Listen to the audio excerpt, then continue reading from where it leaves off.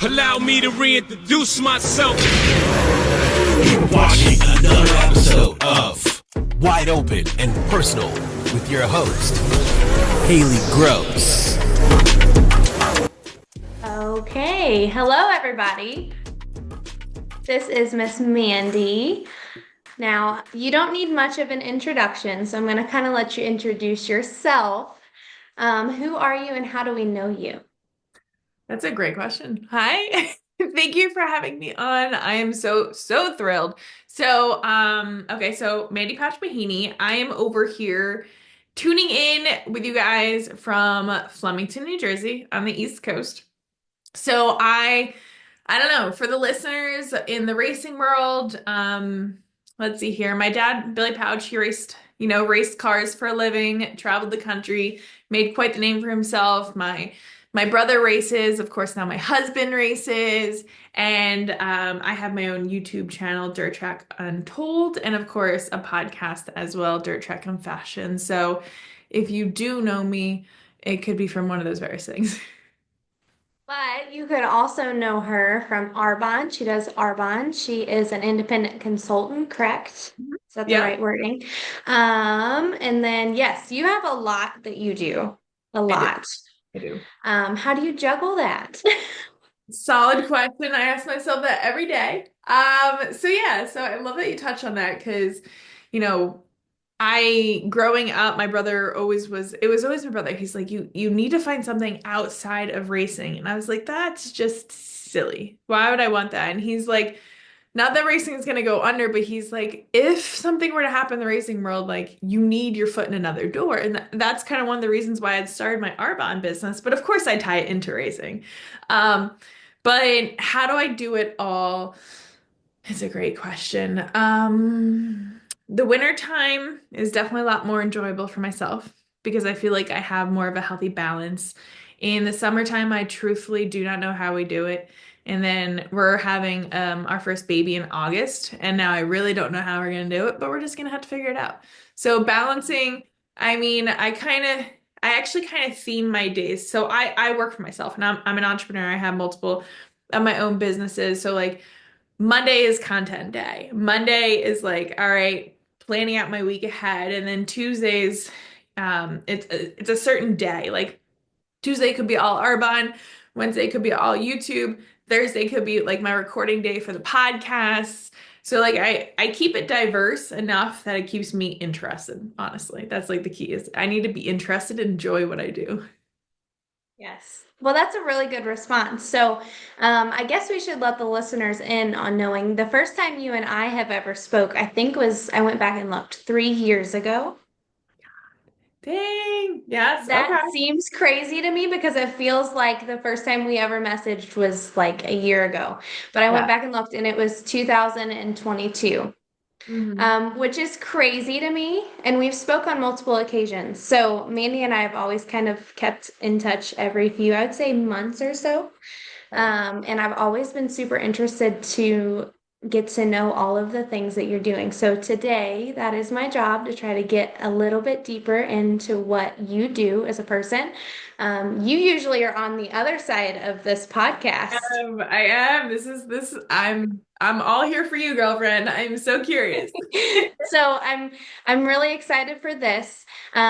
First, I'd like to talk about your childhood and what that looked like. So you mentioned already that your dad races, and your brother raced. Did your brother always race throughout your childhood? Yeah. So, okay, let me think here. So when I was born in 1992, and my dad he was already racing full time for a living, and my brother is 5 years older than me. So I'd say had been like late 90s maybe when my brother started racing. But my dad, he was traveling all the time, so I feel like I was more, I was present obviously for my dad's career, but more present for my brothers, because like I was growing up with him as his career was taking off. Whereas like when I was born in my dad's career, he was already like at his peak. He already had all the success. And so it's really cool knowing like, all right, for anyone that follows my timeline here, I was born when my dad, I say was at his peak. Like he was doing friggin' amazing at when I was born. And then I was able to come back down and restart with my brother and really not restart, but like, kickstart with my brother and see the timeline of like all the roller coaster ride of being a race car driver. And then fast forward down the road, I'm just doing it all over again with my husband. So like enter in me. I mean, I'm fast forwarding on you. I hope I don't ruin any of the questions. Fine. You're fine. But enter in when I started dating Mike, he was just like he wanted it his way, and I'm over here like, but I've already been through this and I know what happens. Like, can we just skip ahead? Let me teach you. And he was he was not for it. So Stubborn men. very, very. So I definitely seen my fair share, but yeah, so grew up in racing. I was born in the winter, so I can't say like I went to the races when I was a day old or something. I think, I don't know, 6 months, 7 months, something like that. But You were there. I was there. I was there, and there's maybe, I would say, the older I've gotten, the more I've kind of come to appreciate like having a life outside of racing, which honestly I don't really have, but I try to have, right? So with Arbonne, actually, that has helped me kind of enjoy other things. So prior to that, Haley, I don't think like I ever missed like a Saturday. In like it was like 28 years, which was insane. Absolutely freaking insane. Like we used to race my dad raced at New Egypt Speedway every Saturday for like 18 years straight. Yeah. It's kind of So hard when your dad does that for a living, but also then your brother is another tie to racing. So you really don't have an outlet. So racing becomes your life. yes. Yeah. So I guess a couple questions I have then is, did you ever think that you were going to marry a racer, or was that like a non-negotiable for you? Like you have to marry a racer? I did Because not. I know that some people in racing, including myself, are like, I'm never gonna marry a race car driver. Good luck. Yeah, no. Yeah. No, before Mike, I think maybe I dated a race car driver for like a hot 5 months. I was like, this is terrible because the kid, I think I was like 17 maybe, and the kid had actually wrecked my dad. Like they of course race against each other. Like I'm not gonna go find someone at a different track because then that's gonna take me away from where my family's racing. So I'm dating the kid at the racetrack. And he takes my dad out. I'm like, well, this is unacceptable. We cannot do this. So then I find Mike, who lives 3.5 hours away, and it was definitely far from what I anticipated. Like I always say, like I have two race car drivers at home. I don't need another one. And I say that with love because I tell him that all the time. I'm like, I'm in full support. If he wants to do this for the rest of his life, bless my heart, here we go again for the rest of my life. But if he were to choose a different route, I'm like, I wouldn't be sad because I love him as the person that he is. He's just has a partial bonus. I say partial because like it'd be a great bonus if I wanted a race car driver, but it's just a bonus because he gets it. Right. And yeah, it just That's really funny. yeah. But So you weren't, go ahead. we'll add on top of that is, I mean, we can go down a whole different rabbit hole, is the struggle of I grew up in this. I have two race car drivers at home.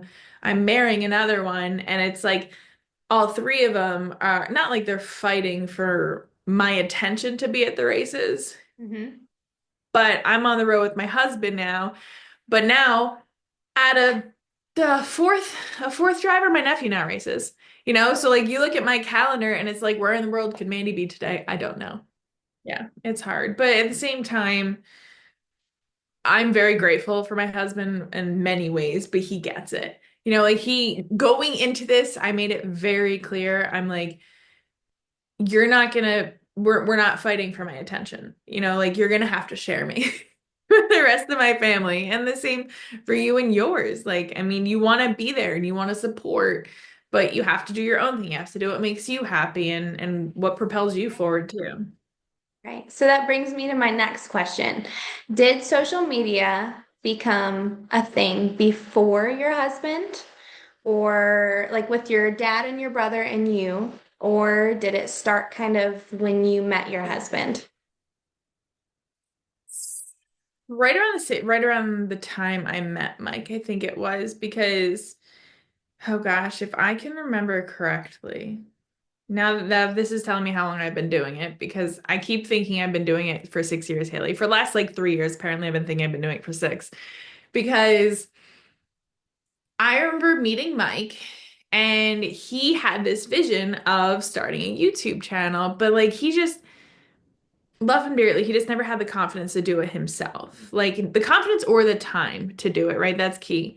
And so he had like, I just remember going to his garage and he had like drawers full of like tripods and GoPros. And I'm like, you got What are all this. these for? Yeah, I'm like, what are you doing, dude? And he pitched it to me, and I was like, okay, it's kind of not a bad idea. But prior to me meeting Mike, I actually was blogging at the races. And so I say blogging like as if no one knows what that is, like it's ancient news.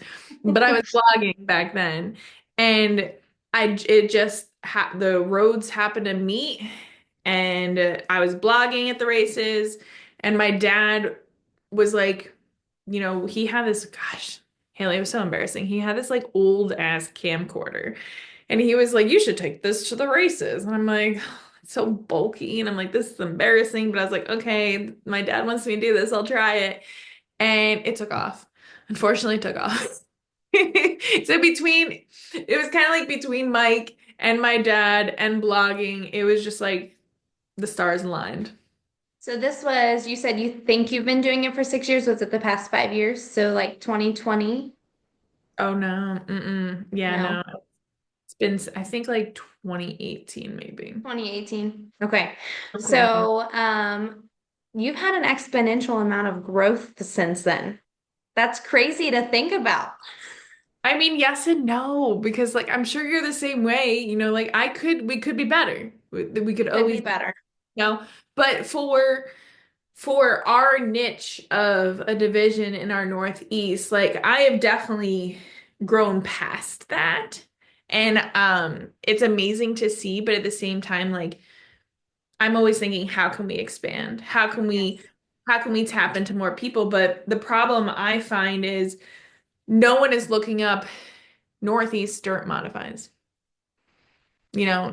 No one even knows what we are majority of the time when you like cross past Pennsylvania. So we So we have, were what's that? we were watching the modifieds the other day, actually on TV, which is so funny to me. But people in the racing world probably don't look that up. And that's the crazy thing to think about. Yeah. They're They don't looking look up, any of it up. no, they're looking up sprint cars or late models. And we're neither of them. So it's like, okay, well, how can I tap into that? Not just that, but more importantly, like, oh, I'm always looking at ways to bring new people in. I don't need necessarily more racing people, but how can we bring racing people, no, non-racing people into what we do? Yes.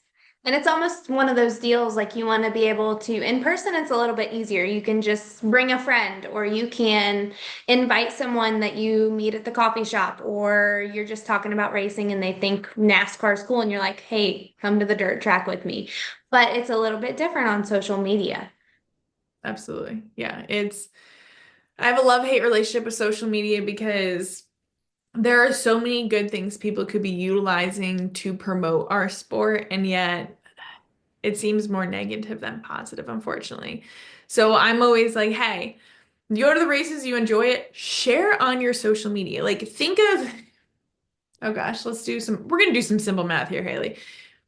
You got one person that goes to the races that has 1,000 friends on Facebook. He shares. I mean, not all 1,000 people are going to see that, but he shares on his social media what a great time he had and everyone needs to go. We have the potential of tapping into 1,000 people. Well, imagine, I don't know what, five people do that. That's 5,000 people. If the average is like 1,000 people on Facebook. So like utilizing social media to help grow us. Like so many fans use social media to air out their dirty laundry instead of helping the stuff they love.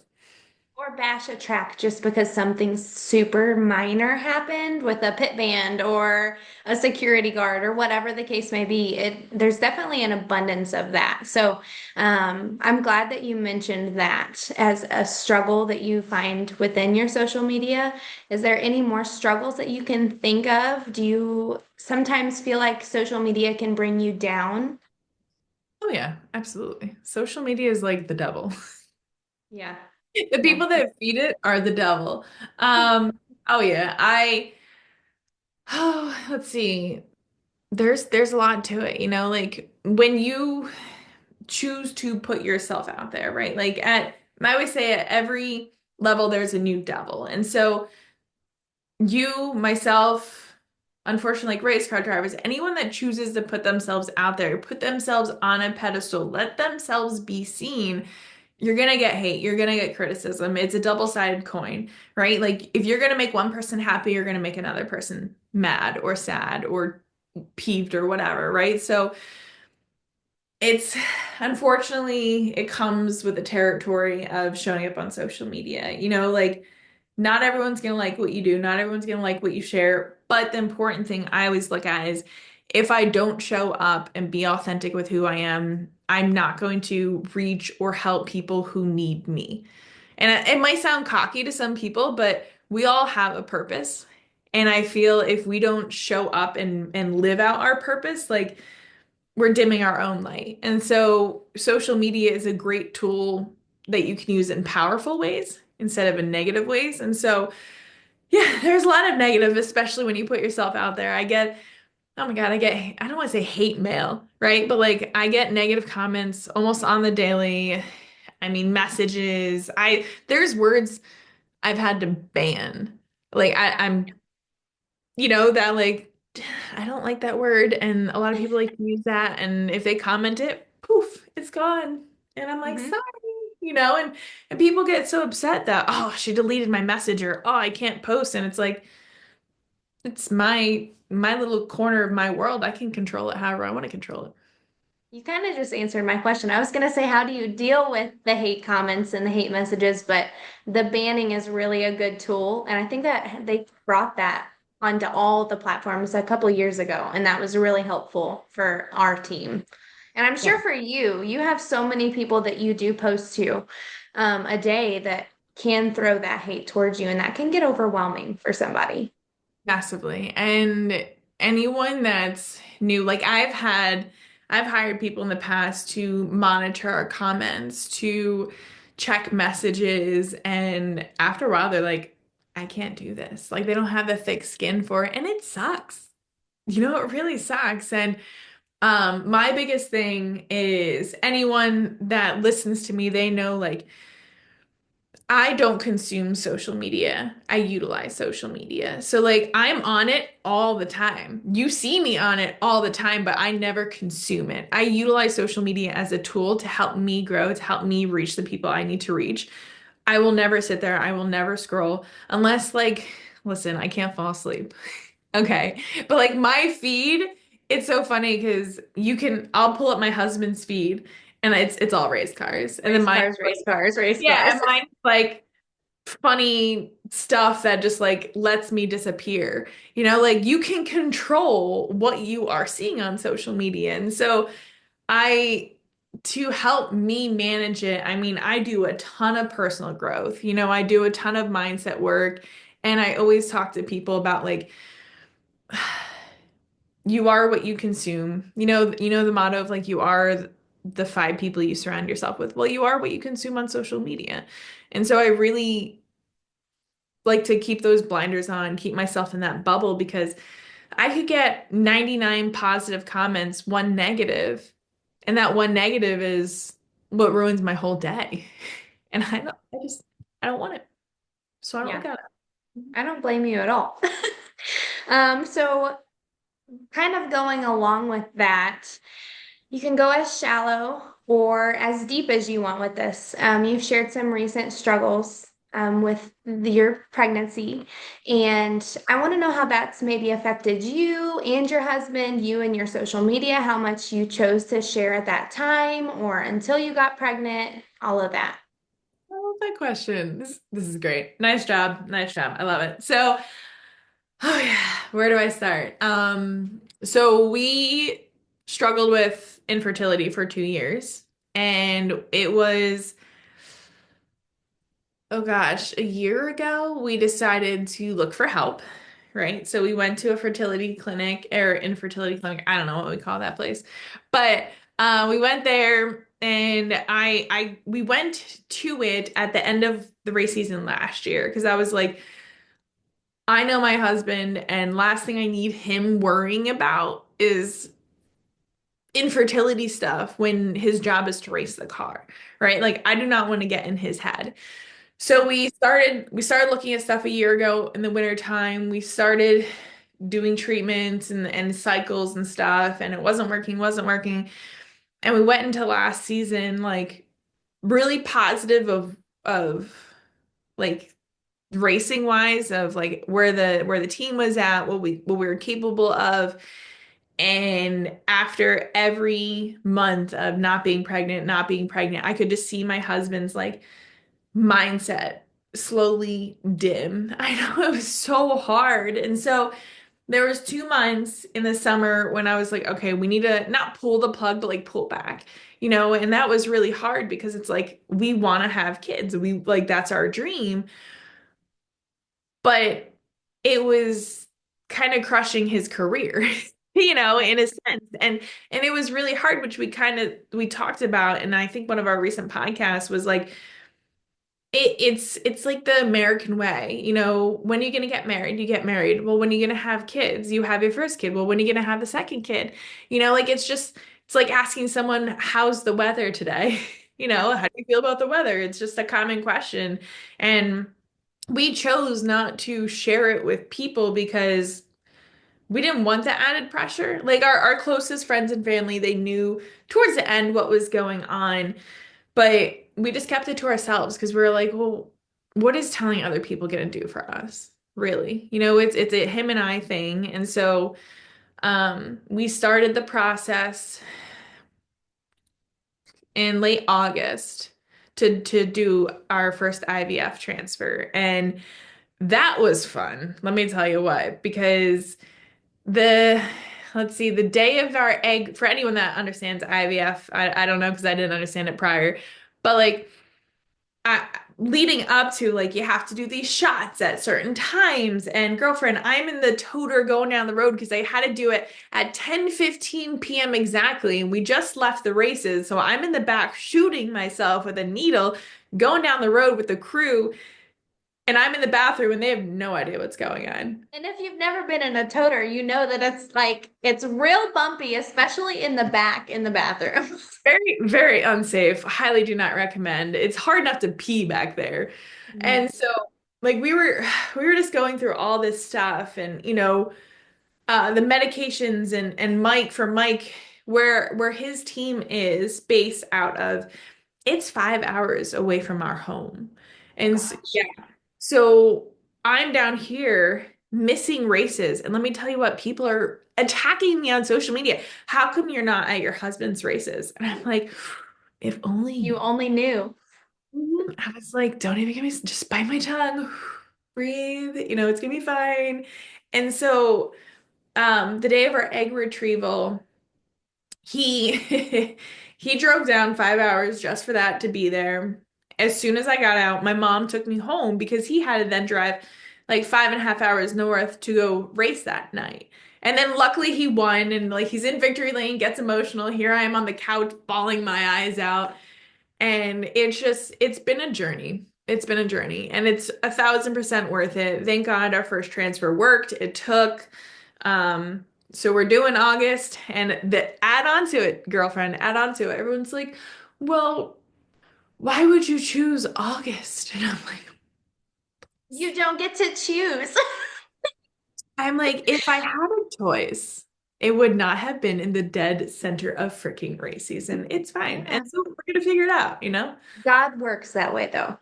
If there's Absolutely. one thing you can say is God works in mysterious ways, and that was meant to happen for whatever reason. This Absolutely. little baby will be a racing loving child. And it's just so funny because there's so many things we can control, and this was the one thing that was honestly out of our control. And we just I don't know what the word is I'm looking for, but we kind of just not girlfriend, help me out. It's not we didn't give up, but we kind of like let the universe do its thing. Yeah, Took like a break from making all the decisions. yeah, just released and hope that if it's meant to be, it'll be. So, Well, it happened, and super, super excited for you. Congratulations, because I know that that was a struggle, and especially being on in the limelight of social media and everything that you do and the business aspect and all of that, which I really do want to touch on social media being a job and how you view that. mhm. But also just what people can say to you to bring you so down. It's truly inspiring to most people, especially that deal with IVF and are having to do IVF and infertility themselves, but then seeing someone like you share your story and share how much being able to do that meant to you and what you went through to go to it. Yeah, it was hard because I the whole time we're doing it, I'm like, I just want to tell the world what we're doing. I want them to not feel sorry. And that was the thing. I didn't want them to feel sorry for us. So that's why I waited. I was like, I don't want anyone's nothing. I was like, I want to figure it out on my own. That's just how I work. But then when we knew like the 12-week mark and we told everyone, I was like, okay, I want people to realize, and this was one thing, like some of my closest people to me, they were like, I wouldn't have shared that. Like I wouldn't have shared you crying and sticking needles. And I'm like, okay, well that's you. Clearly not me. If you don't know me, I will share everything I possibly physically can.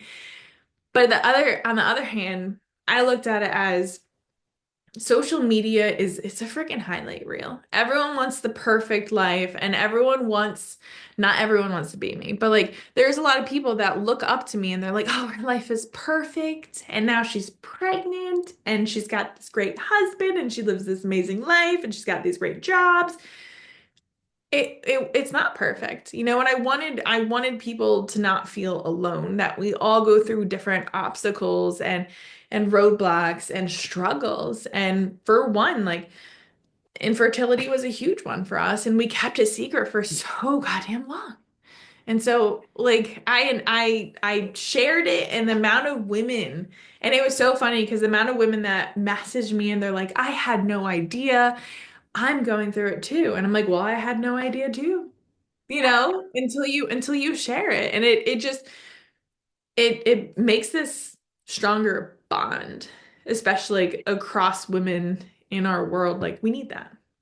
Just like you said it with racing earlier, you can use social media to tear things down, or you can use social media to help build not only yourself, but other people around you and people that look up to you and sympathize with them. And I think that's such an amazing part of what you do. Now, kind of brings me into my next question. I have it wrote down that in one of your most recent videos, you talked about how you don't treat Arbonne or the racing side of social media as a job, and you didn't want to say the word. And I thought that that was great. How do you keep that like differentiated in your mind? How do you keep those two things separate? I like a job, and or you're saying racing, how do I keep racing and Arbonne separate, or just a job? How do you keep racing and Arbonne different from viewing it as, ugh, this is my 9 to 5 and I have to work it again today and I have to do this, this, and this? I like that. I was like, okay, I like that. That's a great question. Oh gosh, let me think here. I feel like I get again, I think I said it earlier because you asked me like how I balance things, and I kind of like to keep things diverse. But at the same time, you might love what you do and eventually you get burnt out. Eventually you get tired of it. So I think every so often I kind of do like a review. Like, okay, where am I kind of like stagnant? What am I really enjoying? And that's what I'm grateful for with all of the jobs that I have. I went to school for public relations. I have my own PR business, and yet I have one actual full-time client. Like when I graduated college, I had all of these clients, but I've kept just one on because I get to make like social media graphics. I get to make magazine ads. I get to be creative, but still be involved in racing. And I really like that. And I get paid to do that. And then my YouTube stuff, like what I tell myself every single day, it's actually one of my affirmations in the morning is like, my life is my message to the world. Like so many people, like I said, like we all have a purpose, and I want not just my purpose, but my life, how I get to live. I want other people to experience that. Like I love what I do. And whether someone wants to do YouTube videos, do a podcast, or do Arbonne, or do whatever it is, like the amount of people who have reached out to me, they're like, I quit my job and I started doing real estate. You inspired me. I'm like, yes, that's what I want. Like, I just want my purpose to inspire people to live their life to their fullest. And if I can do that myself, like I'd be living a lie if I didn't love what I do and inspire other people. So my life, living it the way I want to live it, inspires other people. Like I'm here for that. I'm absolutely here for that. And so, yeah, there are days or weeks even where I get into like that mundane, okay, I'm working off of a checklist every day. And then I start to feel it. I'm like, oh, this really freaking sucks. I'm like, okay, back up. What can I remove? And what can I add in if I need to add in anything? Or like, what can I delegate out? Like this year, we're working on bringing on someone to help us with our YouTube content. Because however long I've been doing this, I got burnt out. I'm like, and especially it was so funny because Mike, he goes, some of your podcasts last year, he's like, if anyone were to sit down and actually look at certain podcasts when you release them, it was around our infertility stuff. But no one would have any idea. Like I was talking about how burnt out I was, how miserable I was, and I was like, I was in such a rut. And so, we all go through different seasons in life. And for me, it's keeping things diverse, but feeling that fire of what I enjoy doing. I enjoy helping people, I enjoy inspiring people, and I really, really enjoy being creative. And as long as I can do a little bit of that every single day, like, oh no, what is the book called? Oh, it's right there. The One Thing. I can't read who it's by, but the book is called The One Thing. I don't know if you're into reading. Anyone's into reading. Yeah. Bar? Yes, I love reading. Hold on, I'll rephrase that. I love reading interesting what I want to know about books. Now, if it's just like a crime story, I'm probably not going to read it. I want to learn more about the body. I want to learn more about health. I want to learn more about like our brains and how they work and how they operate. Everything about the body.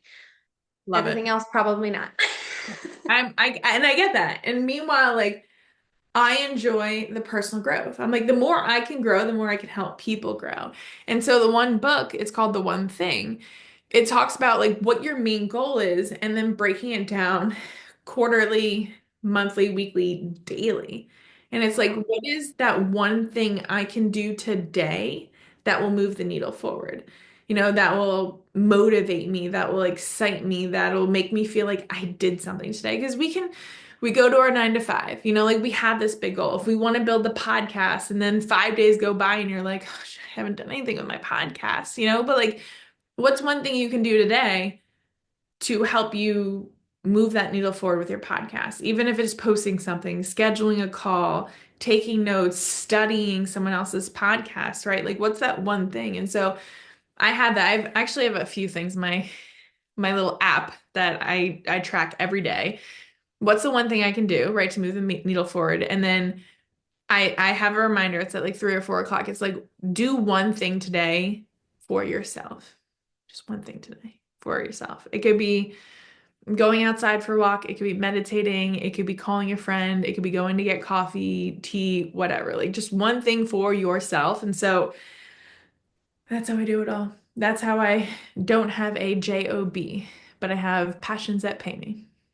I really love that. And I love that you aren't one of those fake content creators that lives one way and posts like Yeah. you live another. And there's so many of those that sometimes it's even hard for us in social media to be able to tell until you meet that person. And you're not like that at all. I've met some that live a completely different life or act completely different than they show on social media. And I'm like, whoa, I didn't know that that was a thing. I really like also that you don't play into drama. No. You don't use it as a like a kind of a stepping stone to grow your pages. And that's Has it? that's Go ahead. hard. Yeah. That's hard because especially with the YouTube and the podcast stuff, people love drama. That's what sells. Drama Mhm. sells. And I know who the things I know and the things I could say. We could be so much farther ahead, but Yes. that's not me. I don't feed into that. I don't, like I said, I don't scroll, I don't consume. Something crazy happens. I don't even watch the news, girlfriend. I have TV, but I don't watch the news. And my parents are Me like, "Well, either. what if something happens?" I'm like, "You're gonna tell me if the world is collapsing, you are going to tell me. If a racetrack shut down, someone's gonna tell me." Yeah. Okay? Like, I'm sorry, but like I have to live I have to live my life. And drama just it's just not my thing. And like you touched on is people who are fake on social media and different in real life, like that's a balancing act that you really have to keep up with. And I'm not here for it. Like earlier today, I got my cavity filled and I think I'm starting to smile normal. Like as I'm I can't talking. even tell. You're good. I was so concerned. But earlier today, I go and I got my cavity filled. And 5 minutes later, I go to take a sip, not remembering my half my face is numb, and it all just fell out all over my sweatshirt. And I posted my stories, and everyone's dying, just dying. Like no one wants perfect. They want someone real. That's all they want. Yeah. They want real people to relate to because if you're not real, then it just makes that person watching you depressed and sad that their life doesn't look like yours. And I don't want that. I absolutely don't want that. No. I really do love what you stand by and what you live by. Now, you mentioned affirmations in the morning. Is that something you make sure that you do every day? It's like a non-negotiable for you. Absolutely. Yeah. So every morning I wake up about an hour. I mean, I say an hour early. I don't need to wake up. Okay. I want to. I choose to. But I wake up early enough that I still feel like I'm ahead of the day, I guess I should say. So I wake up, I spend an hour, I make my tea in the morning. I usually read like 20 pages in my book. And it could be I say a wide range. I don't read love books or romance books or stories. It's all personal growth stuff, right? Business or personal growth. So I usually read like 10 to 20 pages in the morning. Soon as I finish, like I don't touch my phone. I do not touch my phone the first hour of the morning. I read my book and then I pull out a journal. I do affirmations and then what I do is I write, okay, um, today is going to be good because like what am I excited for about today? I write that down and then the next thing is what's the first thing I'm going to accomplish? Like do I have to call someone? Do I have to mail out t-shirts? Do I have to schedule something? Do I have to answer text messages? Like what's the one thing I'm going to be happy that I did that I accomplished? It could be making your bed, but I already did that. I already accomplished that because as soon as I get out of bed, I make my bed. And then actually my newest thing, this might be a little woo-woo-y for a lot of people, but I pull an oracle card every single morning. I sit down on the couch, like this is my new thing. I sit down on the couch after read my book, did my affirmations, I'm feeling good.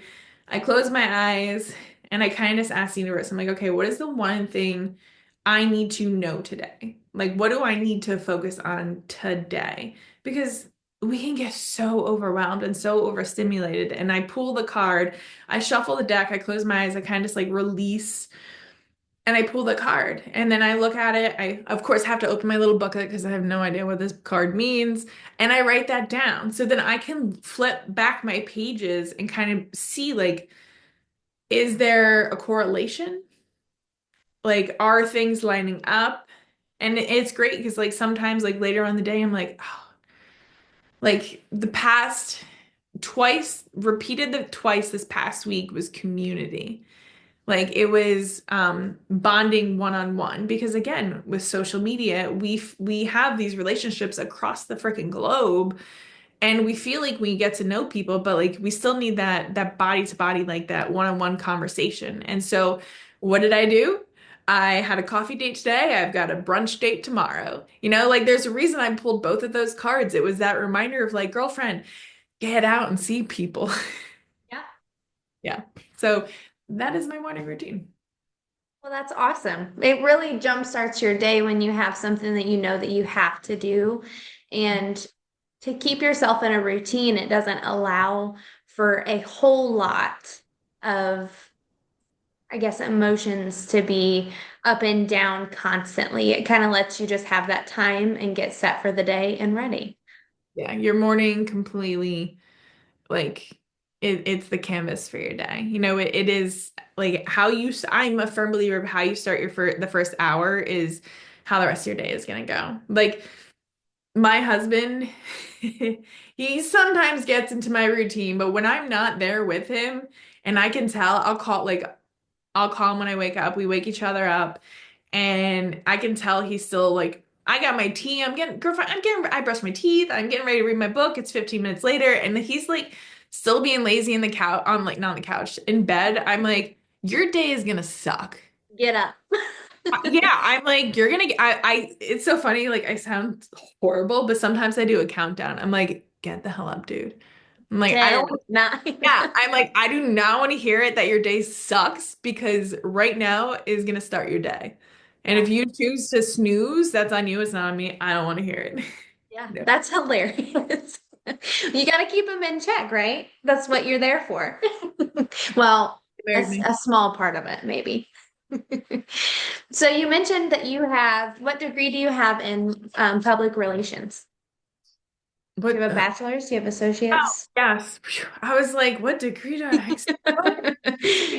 So long. I have a bachelor's, yeah. You have a bachelor's?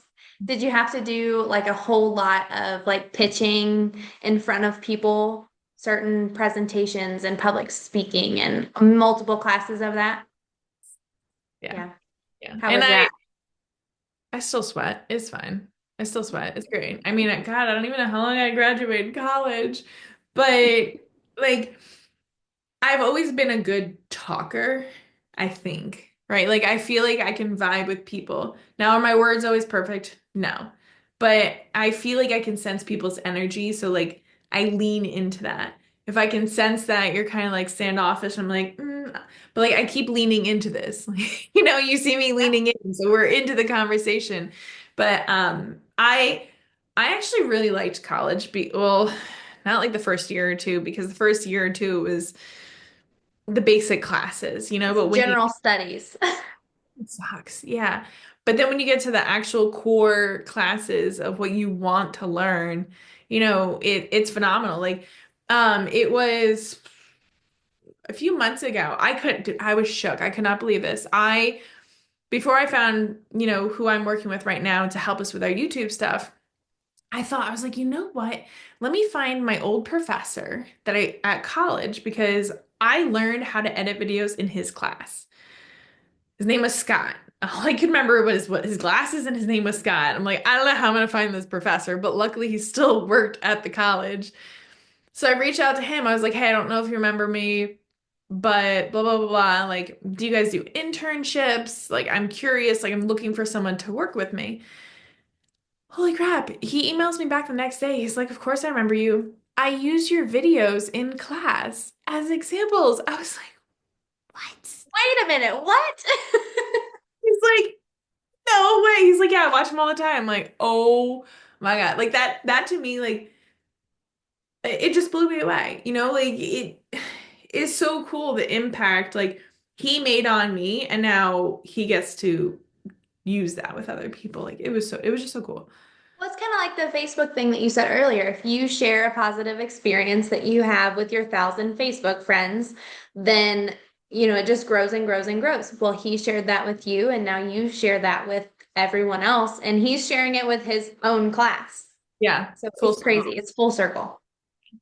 So did that help you land? I'm going to jump back in your career. Did that degree help you land big jobs with anything like dirt car? I did see somewhere that you've worked with dirt car, I believe.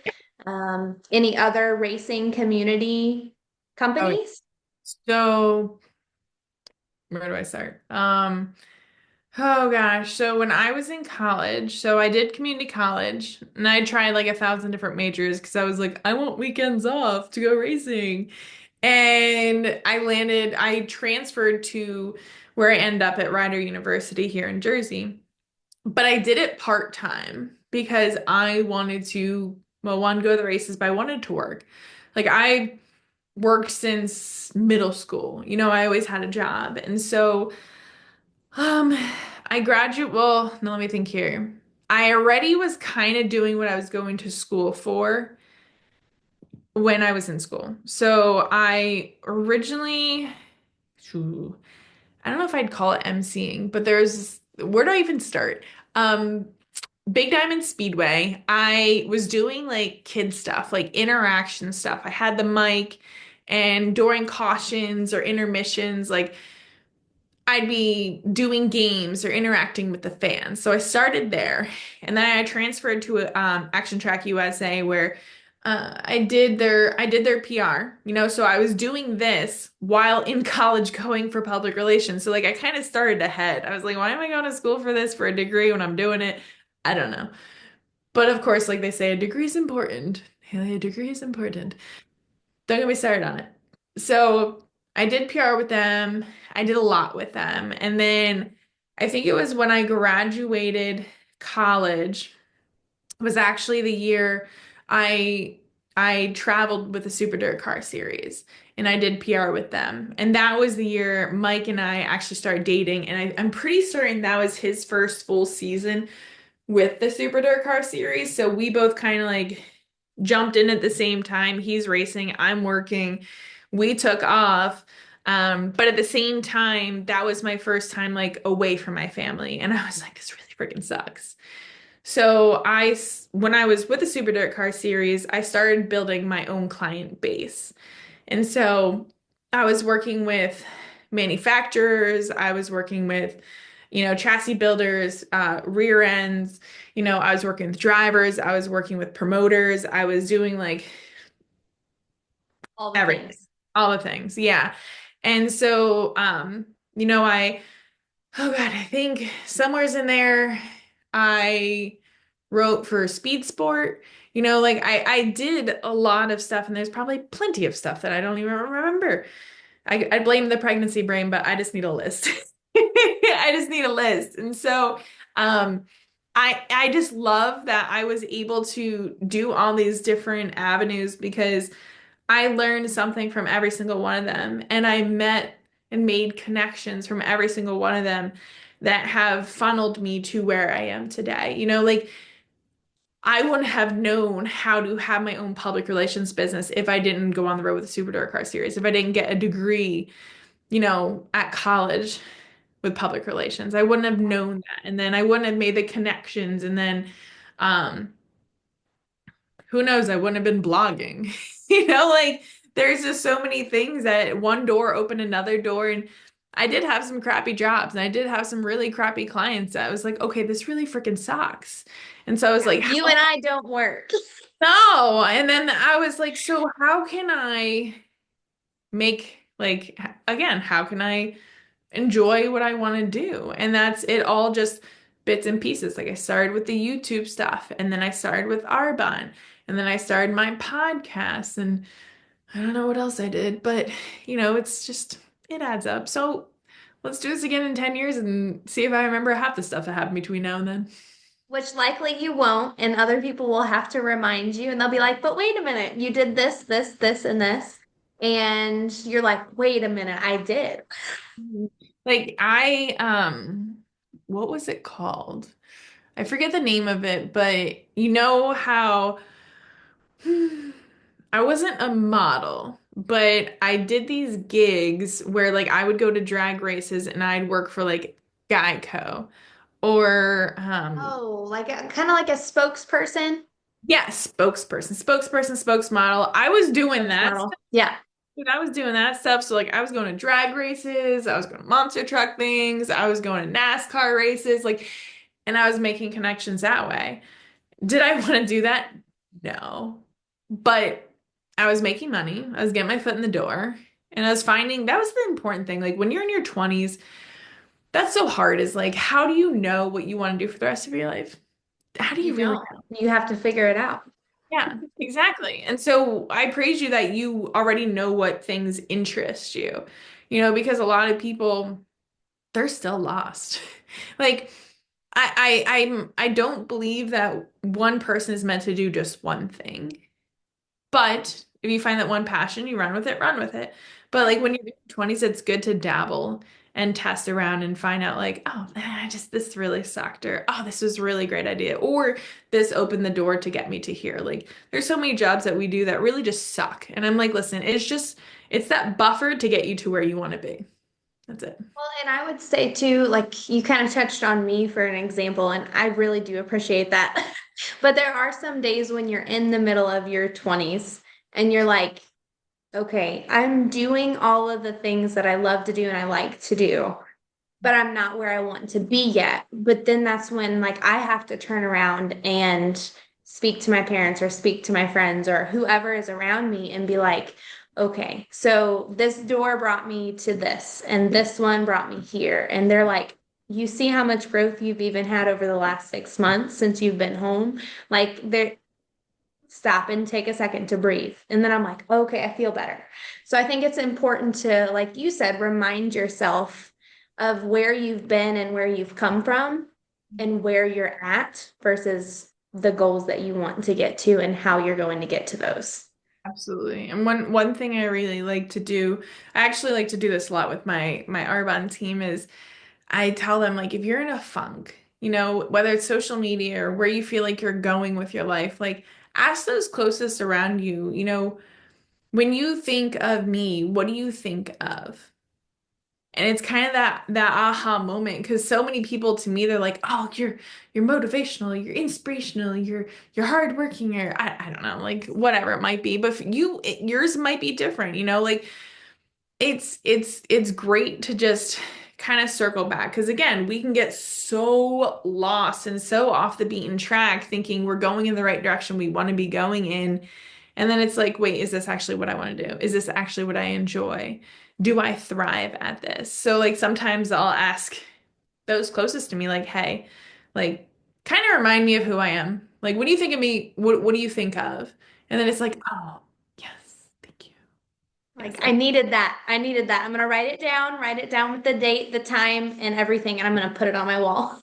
yeah. Oh yeah, absolutely. I Yeah. do that too. Yes. So I also saw somewhere that you are in the Dirt Hall of Fame, which, first of all, that's super cool. How did you do that? I showed up. I did the work. I don't know.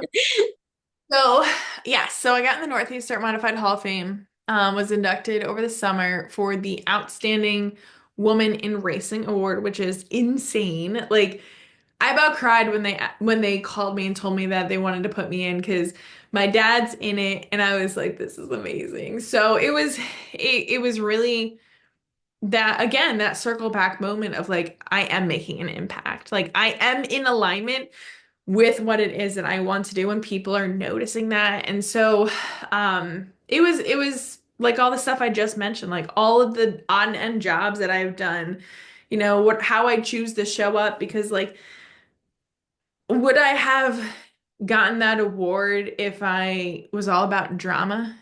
Probably No. not. Probably not. Yeah. So, yeah, it was pretty magical. And sometimes I need to remind myself, like, again, take a step back, look at what you have accomplished. Like I have done a lot for being 32, and yet some days I'm like, I need to do more. So, Well, I Yeah. think just from knowing you the little bit that we've talked and now this podcast, because I've really learned a whole lot about you and you as a person. You and I are a lot alike in the sense of we always see growth. And I feel like I know for myself, I won't speak for you.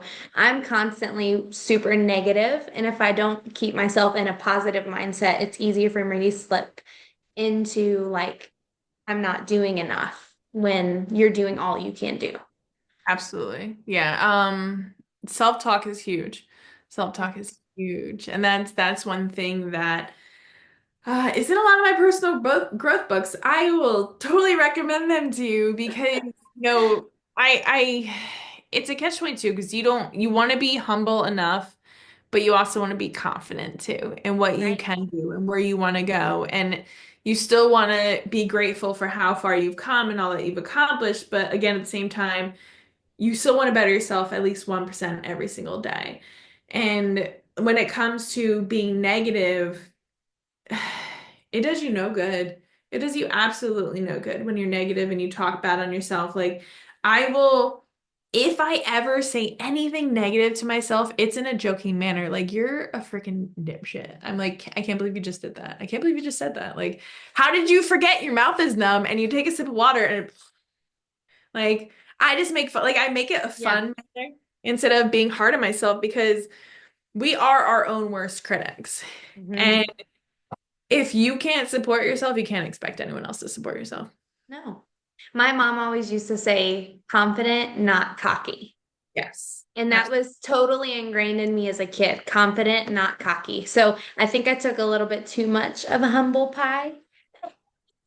I ate a little too much of it and I kept it with me a little bit. So yeah, that's something I struggle with. I have to remember to, for example, with me with racing, sometimes I don't finish where I want to finish. Course. And I have to remind myself, like, I've only been doing this for this will be my fifth season coming up.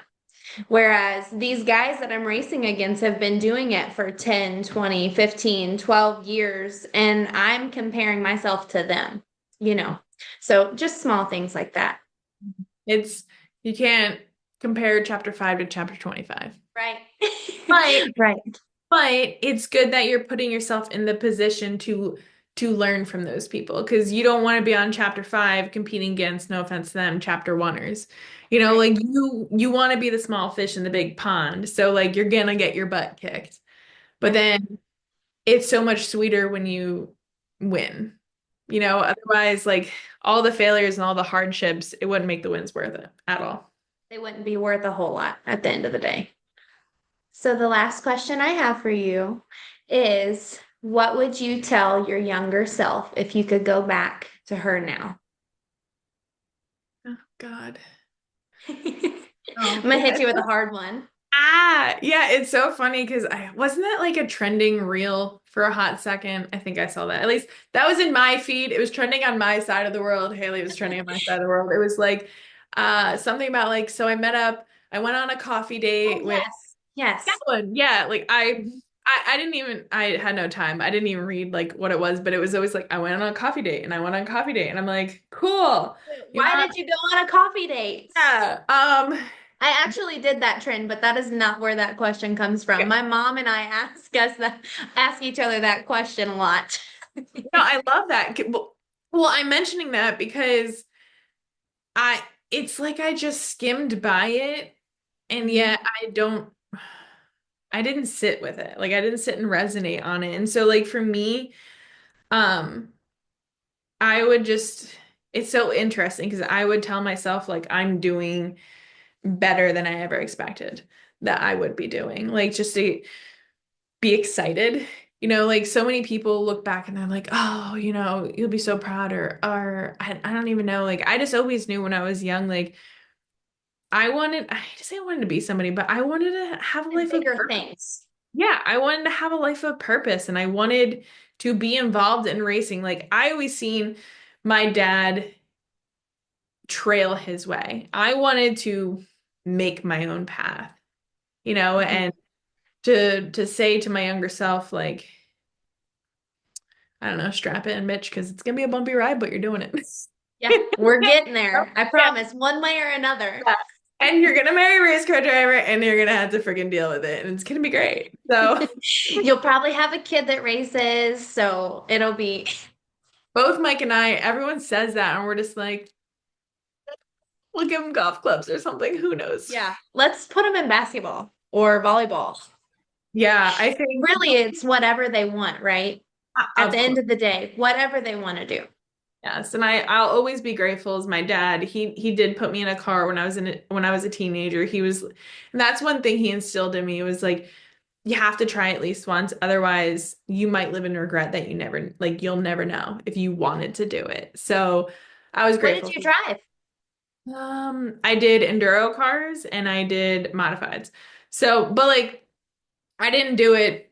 I did it kind of for fun. It was for fun. So don't go crazy. That's a whole nother podcast. We can totally deep dive in that. But I was definitely just saying, girl, you didn't mention that at all, and now I'm sad. that was not in the Google research. I am so sorry. But yeah, so younger self really, really should be proud, and I would say my podcast, I always like to leave a tip. So for your podcast, definitely leaving a tip of just try it all. Literally, seriously, dabble. You don't know what you don't know. And you don't know if you will like something unless you try it. And that's what I learned. Like, I love racing, but that was probably the pivotal moment for me was I knew my life wasn't meant to be behind the wheel. It was to make an impact outside of. And so that's what I've been doing. Well, you've done a great job at it, and you're killing it. You're gonna have a little Mandee come out, and she or he's gonna kill it too. That's the plan. I told Mike, I was like, if we're lucky, we're going to get a really healthy mix. But if we get more me, we are so in trouble. In trouble. Oh, well, I really enjoyed talking to you today. I hope that everybody watching did too. And learning about you a little bit deeper than maybe you've shared before or shared currently. So thank you so much for hopping on. Yeah, thank you. This was great. And I look forward to sharing it with our people and crossing it over and seeing all the great stuff you're going to do this season. So thank you, dear. I appreciate it. Of course. Thank you.